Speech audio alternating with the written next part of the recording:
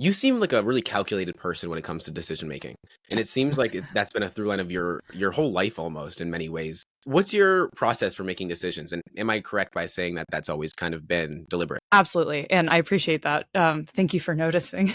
Yeah, I really, really am. And even though I've taken kind of ostensibly large risks, I've talked about how they've still always been very, very calculated. For Mhm. instance, jumping off to do YouTube full time. Well, sure.